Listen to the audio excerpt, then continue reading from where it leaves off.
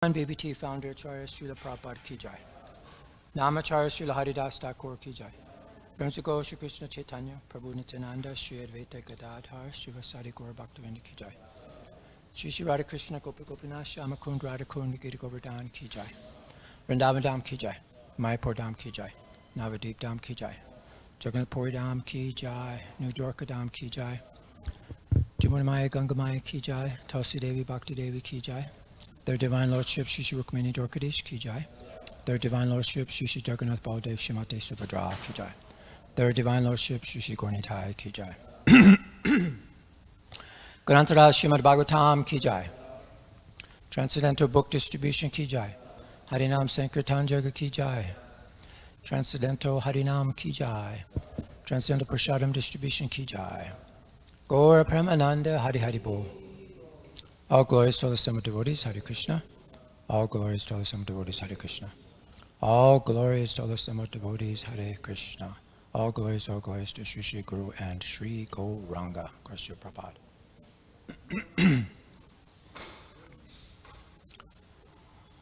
Om Namo Bhagavate Vasudevaya.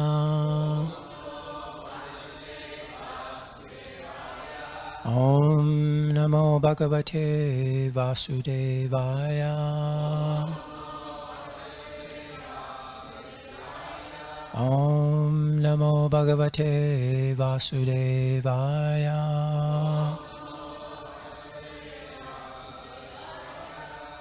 So today we're reading from the Srimad Bhagavatam. This is the third canto, chapter 21. We're on text number 28. And today we'll discuss something about tuning into the divine channel.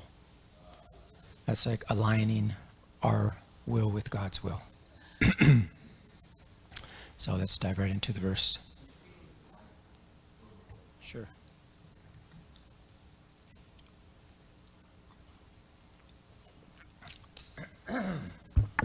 My voice is a little hoarse today.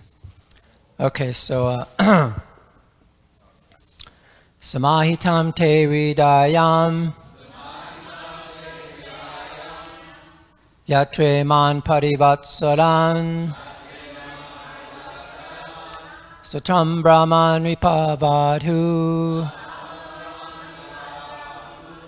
kama masu basijati Samahitam te hridayam Yatre man parivatsaran Satam brahman vipavadhu Kama masu basishati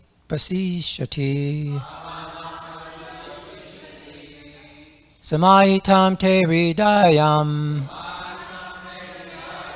Yatre man parivatsaran Satam brahman vipavadhu Kama masu basishati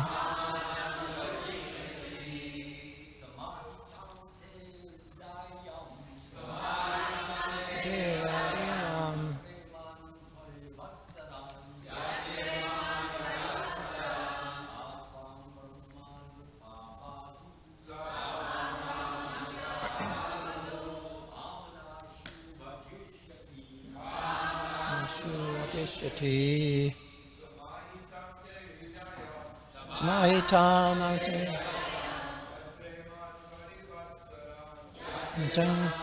Vatsaran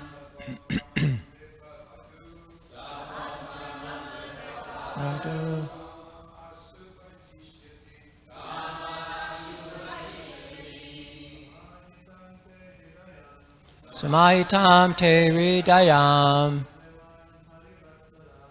Yatre man parivatsaran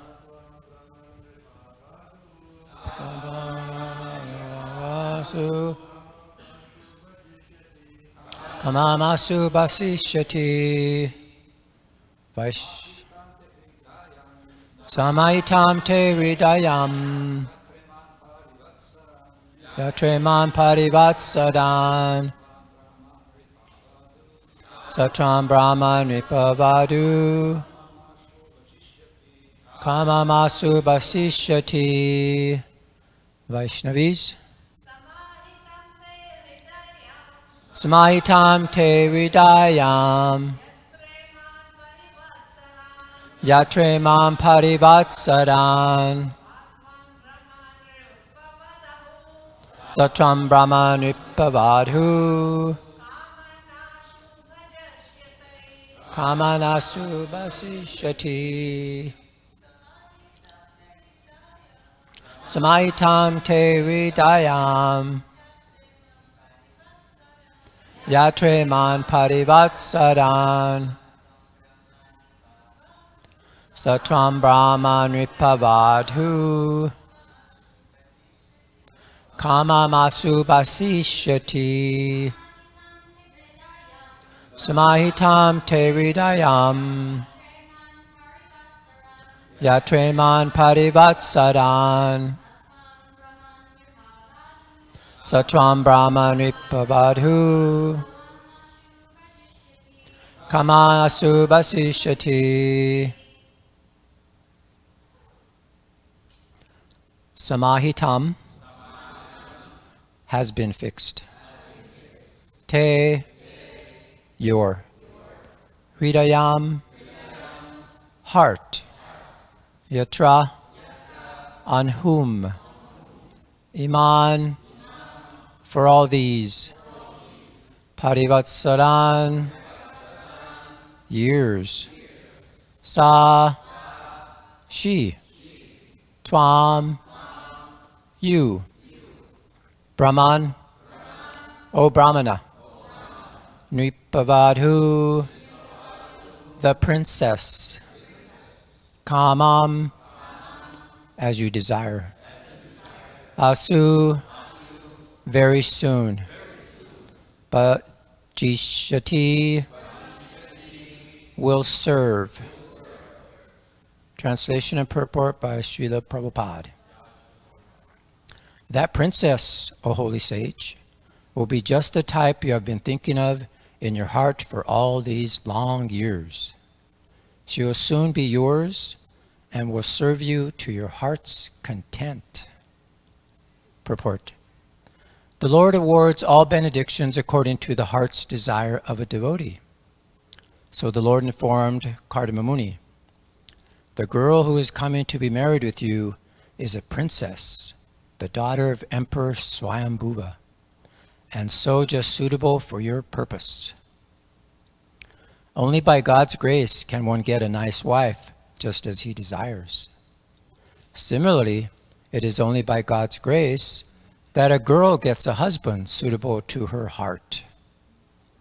Thus it is said that if we pray to the Supreme Lord in every transaction of our material existence, everything will be done very nicely and just suitable to our heart's desire. In other words, in all circumstances, we must take shelter of the Supreme Personality of Godhead and depend completely on his decision. Man proposes, God disposes. The fulfillment of desires, therefore, should be entrusted to the Supreme Personality of Godhead. This is the nicest solution. Kardama Muni desired only a wife, but because he was a devotee of the Lord selected a wife for him who was the emperor's daughter, a princess. Thus, Kardama Muni got a wife beyond his expectation. If we depend on the choice of the Supreme Personality of Godhead, we will receive benedictions in greater opulence than we desire. It is also significantly noted here that Kardama Muni was a Brahmana, whereas Emperor Swayambhuva was a Kshatriya. Therefore, intercaste marriage was current even in those days. The system was that a Brahmana could marry the daughter of a Kshatriya, but a Kshatriya could not marry the daughter of a Brahmana. We have evidences from the history of the Vedic age that Sukracharya offered his daughter to Maharaj Yayati, but the king had to refuse to marry the daughter of a Brahmana. Only the special permission of the Brahmana could they marry. Intercaste marriage, therefore, was not prohibited in the olden days, many millions of years ago, but there was a regular system of social behavior. Om Jnana Timirandasya Gyananjana Salakaya Chakshusonmanitamena Tasmai Shri Gurave Namaha Shri Chaitanya Manobhistam Stapitam Yena Bhutale Swayam Upakadamayam Dadati Swapadantikam Jai Shri Krishna Chaitanya Prabhu Nityananda Shri Advaita Gadadhar Shivasari Gaur Bhaktavinda Hare Krishna Krishna Krishna Hare Hare Hare Rama Rama Rama Hare Hare Vanchakopa Tubhischa Kripa Sindhu Bhavacha Patitanam Pavanebhyo Vaishnavebhyo Namo Namaha. So the verse again, that princess, O holy sage, will be just the type you have been thinking of in your heart for all these long years. She will soon be yours and will serve you to your heart's content. Wow. This is a sage, Kardama Muni. He's been meditating and he's been thinking of a woman all these long years. Can you imagine that? So here we are. This is the chapter, just to give a brief overview here. This is that chapter, conversation between Manu and Kardama. And we're in this section here where the Lord is actually speaking to Kardama Muni. And then this is the verses where the Lord tells him that Manu will come and offer you his daughter. And what will happen? What you will beget 9 daughters, and then you actually have me. So this is not like a sage, just an ordinary person meditating and thinking of a woman. But actually this is a great personality, a devotee of Krishna, and is thinking of his heart on how to fulfill the desires of the Lord. So he's actually tuning in to the Lord. So here the Lord is speaking to Kardama, and his kind of a summary of the verses. It actually starts here. Actually, we have the prayers from Kardama Muni to the Lord. You can see in the previous sections there. And then the Lord replies that his devotees will never be frustrated, and how Manu offers daughter to you. So the Lord here is sanctioning Kardama Muni's desire for household life and a suitable wife. So he's showing how marriage enables both material and spiritual progress when they're properly utilized in service. And then finally, we'll see he'll actually attain Krishna. So we talked about tuning into the divine channel, alignment with God's will. So here's an analogy. If you use 2 tuning forks, they can help explain this concept of resonance and how it relates to our life. It even relates to like stress, emotional contagion, and all these things. So you see these 2 tuning forks. You hit one with a rubber hammer and it creates a vibration. And without even touching another tuning fork who's the same type, it'll start to vibrate automatically. I don't know if you've seen that in your science class or something. And sometimes they even put a ball hanging next to the tuning fork B and it'll start to bounce just to prove that it's vibrating on its own. So this is in a similar way. When people interact, their emotional states of one person resonates with the other person and it transfers. It's called emotional contagion. So if one person's stressed out and is anxious, negative, then that vibration, those emotional energies, they're more likely to be unconsciously mimicked and caught by others through they call them mirror neurons. So this is like, so you have one tuning fork, it vibrates, and if it's on a positive frequency or calmness, optimism, peace, then you're able to raise the vibration of others that are surrounding you with positive, emotions. So this is the way how it works in society. So this is the concept, it's called emotional contagion, and how our mirror neurons function. So this is what people unconsciously, they mimic and synchronize the expressions and the vibrations, postures, movements of others' emotions. So this is what they call, we catch, their emotions. We catch the expression. And neuroscientists have found that we have these mirror neurons in our brains that fire both when we engage in action and when we observe others performing similar actions.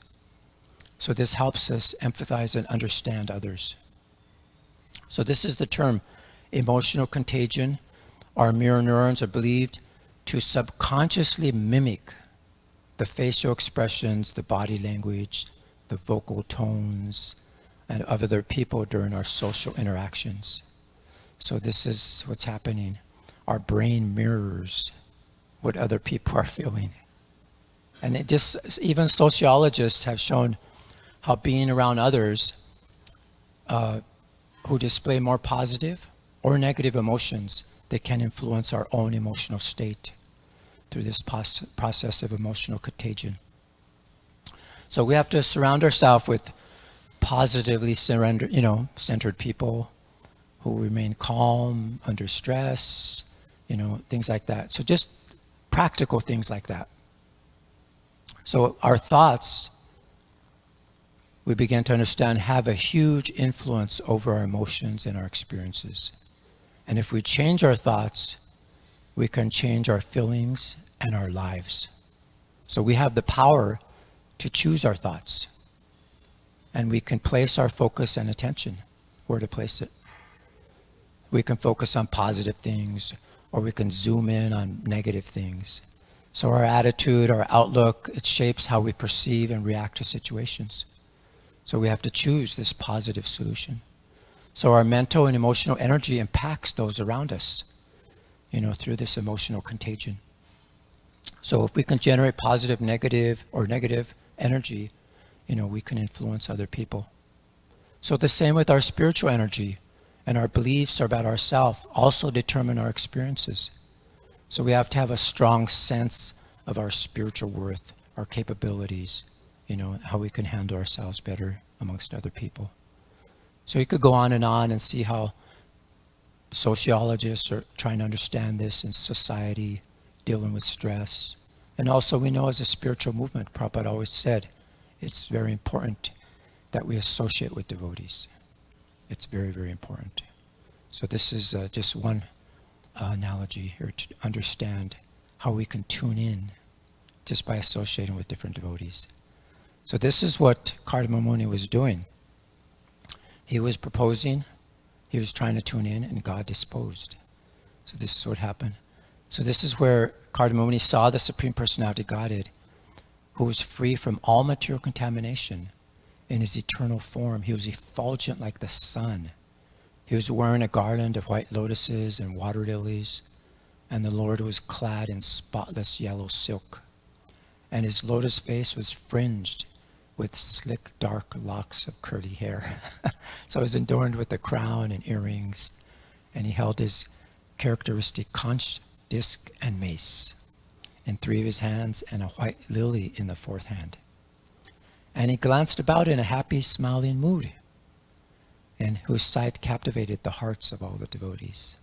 So this is what we want to tune into, and this is exactly what Kardama Muni tuned into. So this is how God, he came to fulfill the desire of Kardama Muni. He was tuning into this prayer. He was trying to tune into this transcendental mission that he had to fulfill. As I mentioned, he's not just an ordinary person meditating on a woman, but Krishna wanted to come and become his son. So he chose Kardama Muni and Devahuti to be his father and mother. And so this is what he was trying to fulfill, that desire. So this is a very, very interesting. So this is showing that we should be encouraged to depend on God's plan and his mercy rather than independent planning. So we have to see how man proposes and God disposes. So Prabhupada mentions that all throughout his books here, and I was just doing a little research and seeing all the things Srila Prabhupada said about that. So Let's see if we can find that.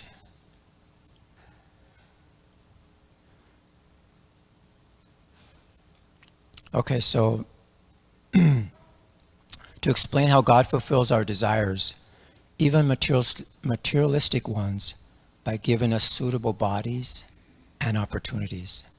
So God helps fulfill our desires by providing appropriate bodies, even the planets we live in, and arrangements according to our wishes. For example, if you want to enjoy like a tiger, then God gives you a body of a tiger. So this explains all the varieties of species and situations among living entities. So even though God advises us to surrender to Him, He lets us fulfill our independent desires also. So however, a devotee surrenders to God's desires rather than proposing his own. And then to contrast God's omnipotence versus our limited independence. So we have minute independence and cannot act without God's sanction. So our independence depends on and is limited by God's complete independence. And then also to show that both fortune and misfortune come by God's arrangement.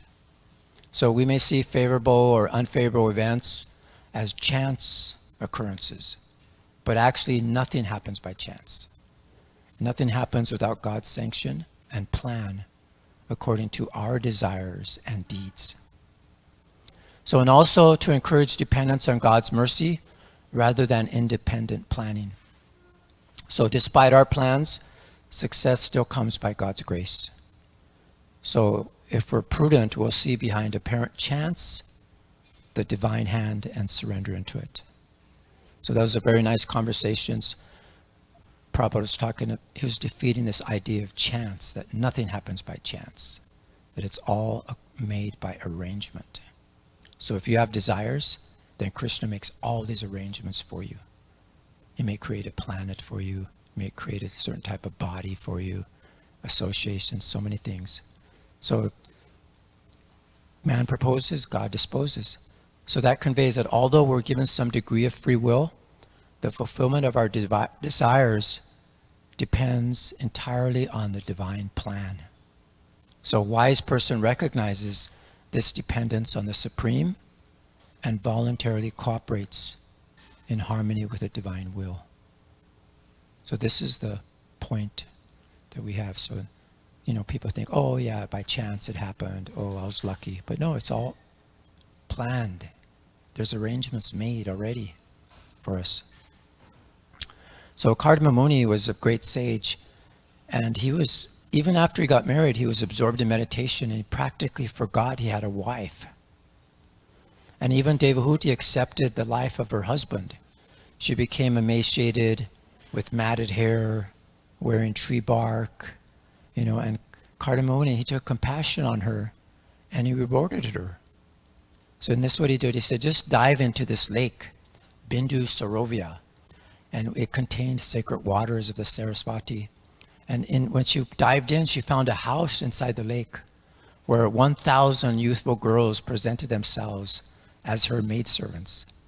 And then the girls brought her valuable oils and ornaments, fine new clothes, and they decorated her with excellent jewels. And then you see in the mirror, she beheld herself, and she saw that she was completely free from dirt and decorated with the flower garland. So you just see, this is the mysticism of her husband. He was so appreciative of her, and he showed some compassion. And also, seeking to please his wife, the sage exercised his yogic power, and instantly he produced, we call it an aerial mansion, but actually it was actually a planet with hundreds and thousands of servants and maidservants, with palaces. It had lakes, gardens of all kinds of opulences, and it could move according to their will. It was amazing. So there were so many things. There was structures bedecked with all sorts of jewels, adorned with pillars of precious stones, and capable of yielding whatever one desires, even within the palace. So can you imagine that? It was equipped with every form of furniture and wealth, and it increased in course of time. So this is all amazed. And it's all going to be described in the chapters coming up. So this is described. So, spiritual life or the Vedic culture is not just hardship alone. It's voluntarily taken up because advanced people had no attachment for this comfort and luxury. But when necessary, they had absolute opulence, inconceivable comfort and luxury, for years. So this is how they enjoyed for years. They traveled all over the universe. Where do you want to go? Oh, let's see the boat of Indra. Oh, let's go see Kavera. Let's go to this planet. Let's go to that planet. So that's what they did. They just traveled throughout the entire universe. So this is what he did. And even Kardama Muni, he was himself astonished at what he created. So this is a very vision of the lavish, opulent creation that an amazing, perfected yogi can create. So after receiving instructions of self-realization from his son, he instructed his mother and his father. Then Kapila, that's the Lord. Then Kardama Muni circumambulated him, and with a pacified mind, he left for the forest. And he took a vow of silence in order to think of the Supreme Personality of Godhead again. And then he took shelter of him exclusively. It's described there that the Lord was very beautiful. He had golden hair. He had eyes just like lotus petals. So it's very beautiful. So Prabhupada mentioned this idea of Vedic culture that we don't marry someone of a higher caste or, like that. So a Kshatriya can't marry a Brahmana, right? But a Brahmana can marry a Kshatriya. So this is what was happening, that Kardama Muni was a Brahmana and he married a Kshatriya woman, which was Devahuti. So this is the story here described. Prabhupada mentions King Yayati. So this gives you an idea of the story here of how this happened, this pastime of King Yayati and Devayani. So one day, Devayani was the daughter of the guru Sukracharya. He was like the guru of the demons, I think. So then when they went and bathed naked in a forest lake with their maidservant Sarmishta and thousands of their girlfriends. And so they left their clothes on the bank, on the shore there, and they sported joyfully in the water without inhibition. And then suddenly they spotted Lord Shiva passing by. He was seated on his bull Nandi with his wife Parvati. And ashamed at being seen naked, by this great personality, these young women hastily, they rushed back to the shore to get dressed. And then in the commotion, Sarmishta, who was the servant of Devayani, she mistakenly put on Devayani's clothes instead of her own. And then seeing this, she became so angry. She was a very pampered personality, Devayani. And then she saw this as a disrespect by her servant. So she haughtily scolded Sarmishta and comparing her to a lowly dog, trying to steal clarified butter meant for sacrifice. So these arrogant words, they struck a raw nerve. And Sarmishta, she impulsively retorted back that she said, Devayani, who depends on scraps from her own master like a crow. So she became very, very rageful. And then Sarmishta, who is the Kshatriya's daughter, she grabbed Devayani by the hair and pushed her into a deep well. And then Sarmishta, she just casually left the scene and let her just to drown if she can. So this is a shocking incident, and this sets the stage for King Yayati to arrive at the well. So this is what happens. So here King Yayati, and so we know that Devayani was the daughter of Sukracharya. He was the guru of the demons. And then one day, we talked about that, what happened. And then, so this is when the king, he actually rescued her. He went to get water and he saw her down there and he pulled her up. But she was a Brahmana girl and the king was a Kshatriya. But Devayani requested the king to marry her, and revealing that she was cursed not to marry a Brahmana. And as Prabhupada mentioned, it wasn't approved, but actually it was sanctioned by Sukracharya. That she because his daughter insisted that, so they got married. So Yati agreed to marry Devayani, and then on her demand, her father Sukracharya instructed King Yati that Sarmista should become their servant, and also other maidservants, and that he warned him to never allow Sarmista to share his bed with her. So, he was having children with all the other wives, but Sarmista was feeling, lonely or whatever. She wanted to also have children.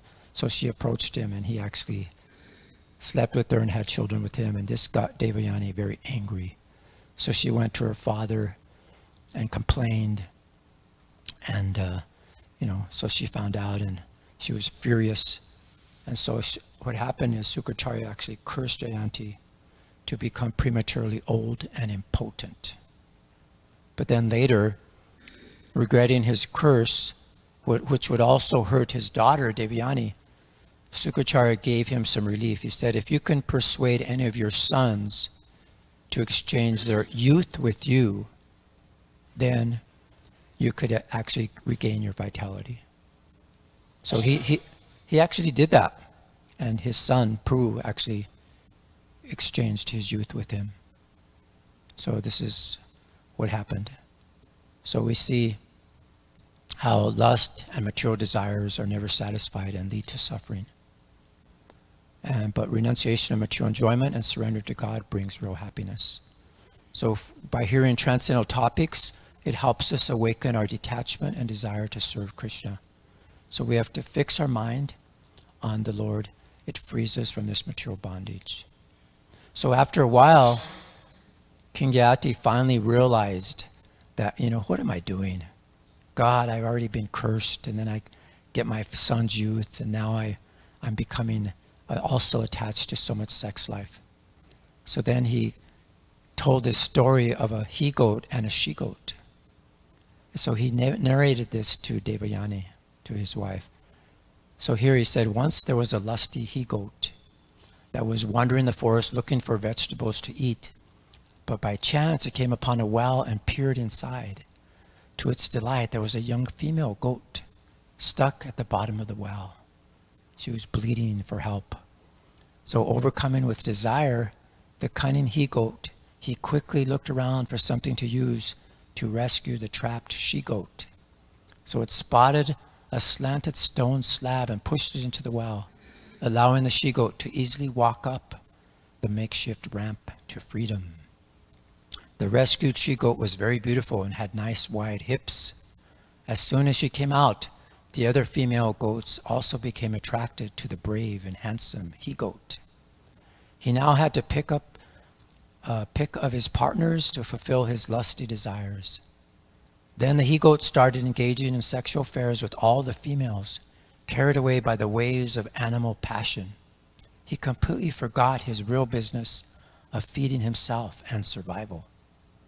After some days of enjoying various mates, the he-goat spotted his first love, the she-goat he had heroically saved from the well. But to his surprise, she was walking away from him with her nose in the air. He saw that she had seen him romancing the other she-goats and was now hurt and jealous. The forlorn he-goat tried his best to flatter and woo her back, but she ignored him and went back to live with her former owner, a Brahmin man whose field she used to graze in. Fuming, the Brahmin took a stick and whacked away the trailing he-goat's testicles. The he-goat danced in pain and pitifully begged the Brahmin to restore his vital parts. Taking some pity, the Brahmin used mystic medicine to regain or rejoin the goat's organs. Having learned his lesson, the he-goat rejoined the first she-goat and enjoyed her sexual company exclusively for many years more. Yet, the story reveals that even till the end of his life, the he-goat was still not fully satisfied by sense indulgence. His burning hunger for pleasure remained inside, despite having his fill of enjoyment over and over. So this ironic tale is actually in the Srimad Bhagavatam. It's in the 9th canto.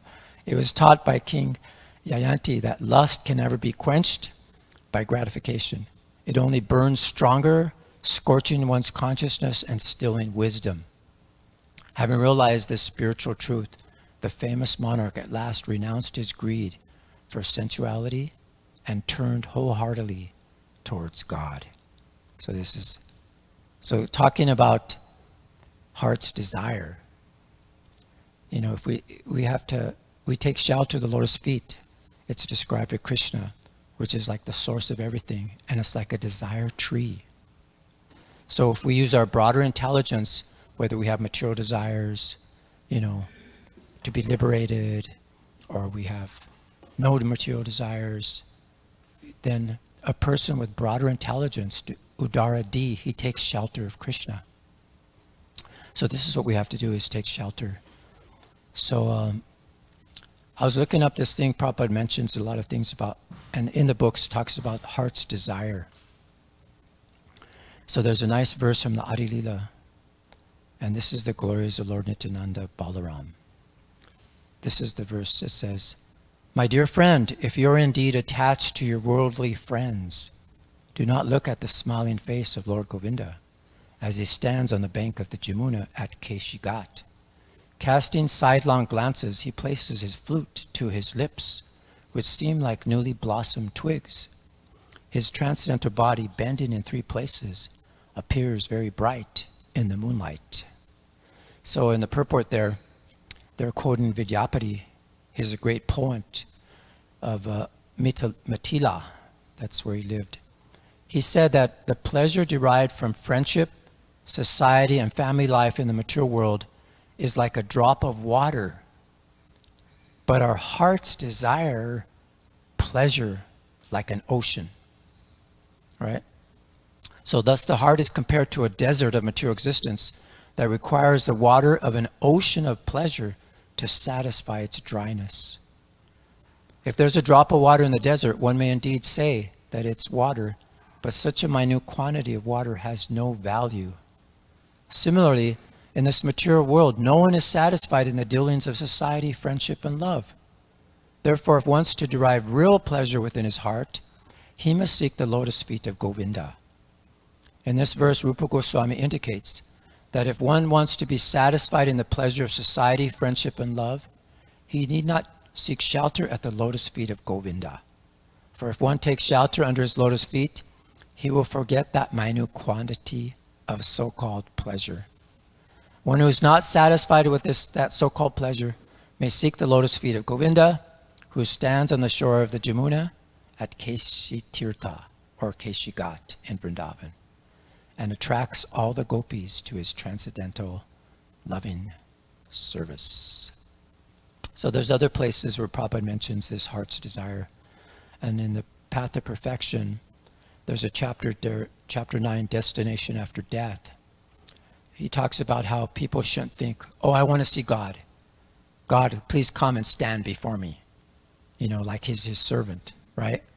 But God's no one's servant, but we have to oblige him by our love and service. So Prabhupada mentions there, he says here, Krishna is the reservoir of everything, rasovai sa.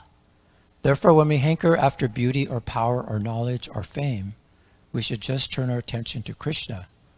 Then we will automatically get whatever our hearts desire. And then Srila Prabhupada wrote a letter to Tejas in 1972, Tejas Prabhu, and he was going through a lot of stress and frustration, and he was actually feeling depressed about all his services he had to do. He was fried. So this is what Prabhupada wrote. He said, Krishna does not like to see his sincere devotees suffer or become frustrated or depressed. He will not stand idly by in any such case. So do not fear on that account. Krishna has got some plan for you. Always think in that way. And very soon, he will provide everything to your heart's desire. So it's nice. So in the Chaitanya Bhagavat, there's a nice verse that says, the Lord also accepted them as equal to his own life. They were all confidential members of the Lord's entourage. So another way we could look at this heart's desire is that all the devotees fully engaged in the service of the Lord according to their heart's desire. So the devotees, their heart's desire is to serve the Lord in a certain way. So the Lord accepted their service and considered each of them as his dearmost servant. So here's the last sentence. All devotees engage themselves in the Lord's service according to their respective moods and become candidates for receiving the Lord's full love. They all know the Lord does not love anyone like he loves me. So that's, Krishna is very personal. And so he likes to fulfill the heart's desire of his devotees. That's his pastime. So I'd like to end there. And if there's any comments or questions or realizations.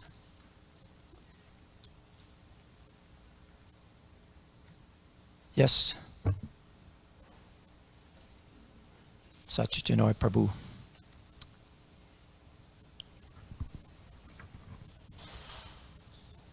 Thank you, Prabhu. Thank you. Prabhu, the title, Heart's Desires, called my attention from one prayer that Prahlad Maharaj says that to Nishingadev. He said, from the bottom of my heart, I pray that you take all my material desires. So then I was reflecting in this, that it appears, this is my own interpretation maybe, that since we have a free will, and since time immemorial we have like thousands of millions of desires that we want to be fulfilled. So as conditioned souls, it becomes almost impossible. Like you're practicing Krishna consciousness, and then one desire after another one comes, and another one. And this prayer that Prahlad Maharaj says, just take everything. It's almost like saying, my own interpretation again, take my free will. So we have a free will. But in my free will, I always made the wrong choices. So can you comment something in that? Yeah, this was Kardama Muni's desire, is that he was willing to tune in, to resonate with the God's will. And this is what we are understanding, that Kardama Muni wasn't an ordinary person just thinking of a woman for those many thousands of years. But actually, Krishna was wanting to become his son. So arrangement had to be made that he gets married. And he had that desire to fulfill. He was honest that, that was his position, to become a Prajapati, practically. And Lord Brahma knew what was happening, and Lord Brahma inspired Manu to present his daughter to Kardama Muni. So this is how they fulfilled the plan of God. So yeah, if we can do that, that's what we're trying to do, is tune in. And we do that by absorbing ourselves in Srimad Bhagavatam, associating with devotees, tuning into them and experiencing. And that's how we advance practically, to fulfill God's will, not our own selfish wills. So yeah, thank you. That's a good point. Any other comments, questions, realizations? Well, thank you very much for your kind attention. All glories to Srimad Bhagavatam. All glories to Srila Prabhupada.